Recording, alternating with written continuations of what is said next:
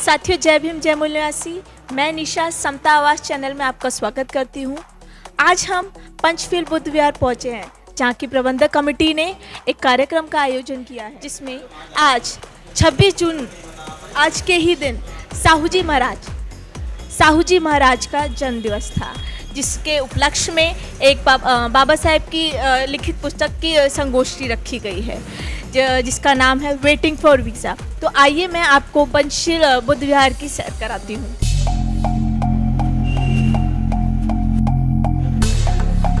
ये पंचशील बुद्ध विहार का प्रांगण है।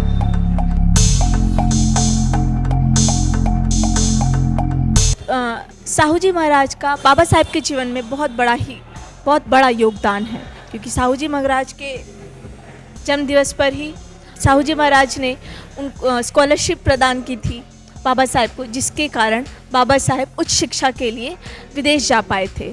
तो इसलिए साहू जी महाराज का बाबा साहेब के जीवन में बहुत बड़ा योगदान है। आइए हम चलते हैं कार्यक्रम स्थल की तरफ। जैसा कि आप देख सकते हैं, पीछे मंच है और आगे गेस्ट आ चुके हैं और वहाँ वक्ता अपना चर्चा स्टार्ट कर चुके हैं। तो आइए हम आगे आपको सैर कराते हैं।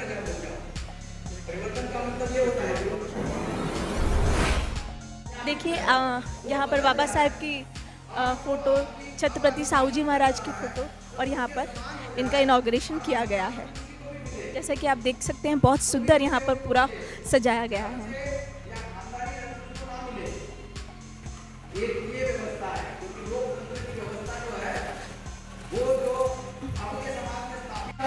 साथियों, गायत्री रेडिया मैम ने ही ये प्रोग्राम का आयोजन किया है, तो इनको इसके बारे में बहुत सारी जानकारियाँ होंगी। तो आइए इनसे हम जानकारियाँ प्राप्त करते हैं। तो मैम,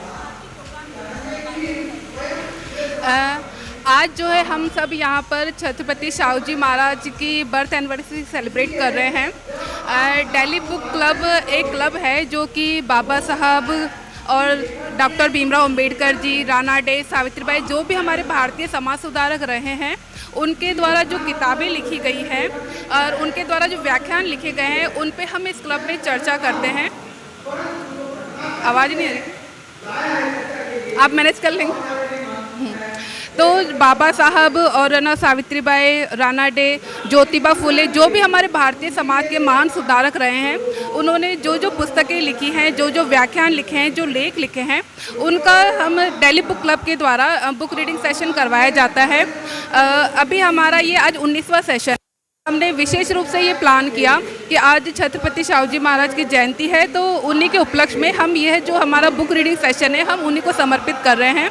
और आज के इस कार्यक्रम में हमारे साथ जामिया मिलिया इस्लामिया यूनिवर्सिटी प्रोफेसर श्री संजय इंगोले जी सर, और राजशेखर जी वुंद्रू सर जो कि IAS हैं, और श्री कृष्णा जी सर जो कि रिटायर्ड IRS हैं, वो हमारे इस कार्यक्रम के मुख्य अतिथि हैं। और वो जो है अपने जो भी छत्रपति साहू जी महाराज ने भारतीय समाज में सुधार लाने के लिए जो भी महान काम किए हैं, उनके ऊपर अपने व्याख्यान प्रस्तुत करने वाले हैं। इसके अलावा राजशेखर जी वुंद्रू वेटिंग फॉर द वीज़ा जो बुक है, उसके ऊपर अपने विचार प्रस्तुत करेंगे। और श्री कृष्णा जी सर बाबा साहब व वुमेन एम्पावरमेंट, उन पे जो काम किया है उसके बारे में हमको बताएंगे। और इसके अलावा यहाँ पे इस कार्यक्रम में बच्चों के लिए क्विज कंपटीशन भी रखा गया है और उन्हें ऑन द स्पॉट प्राइज़ दिए जाएंगे।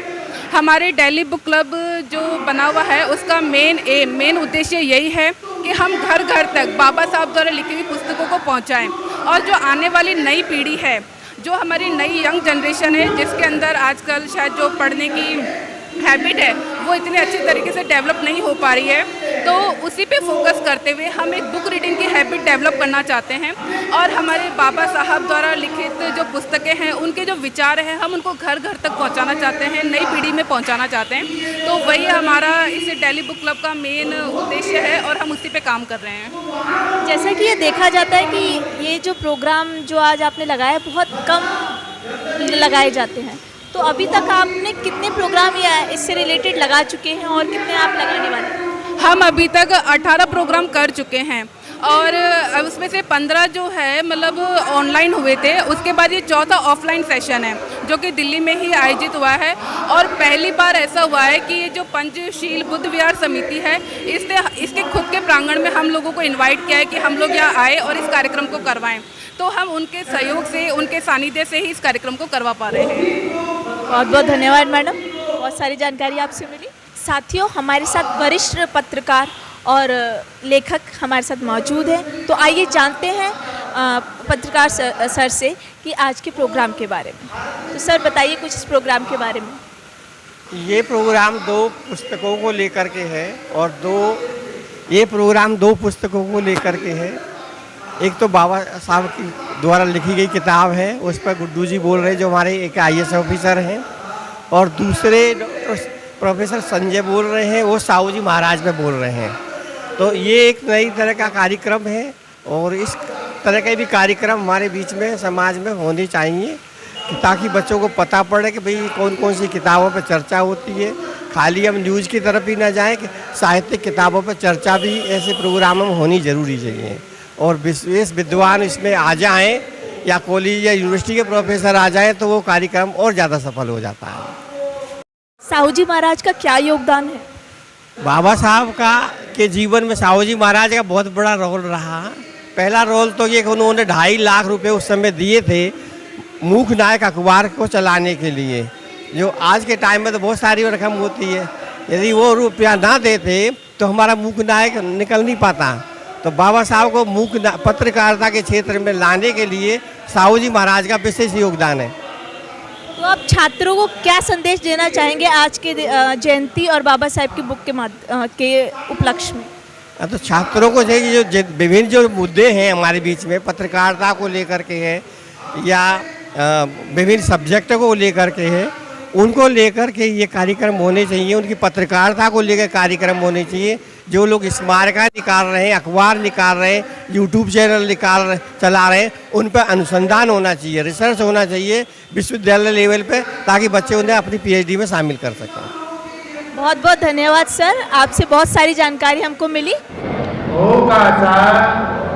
अहं बनते त्रिशरणेन सह पंचशीलं धम्मं याचामि अनुग्रहं कृत्वा शीलं देशमे बनते तात्यंपि ओकासा अहं बनते त्रिशरणेन सह पंचशीलं धम्मं याचामि अनुग्रहं कृत्वा शीलं देशमे बनते यमहं वदामि तं वदेत।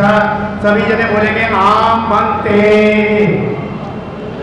नमो तस्स भगवतो अरहतो सम्मा सम्बुद्धस्स। नमो तस्स भगवतो अरहतो सम्मा बुद्धस्स। नमो तस्स भगवतो अरहतो सम्मा बुद्धस्स। बुद्धं शरणं गच्छामि धम्मं शरणं गच्छामि संघं शरणं गच्छामि द्वितीयंपि बुद्धं शरणं गच्छामि द्वितीयंपि धम्मं शरणं गच्छामि द्वितीयंपि संघं शरणं गच्छामि तृतीयंपि बुद्धं शरणं गच्छामि तृतीयंपि धम्मं शरणं।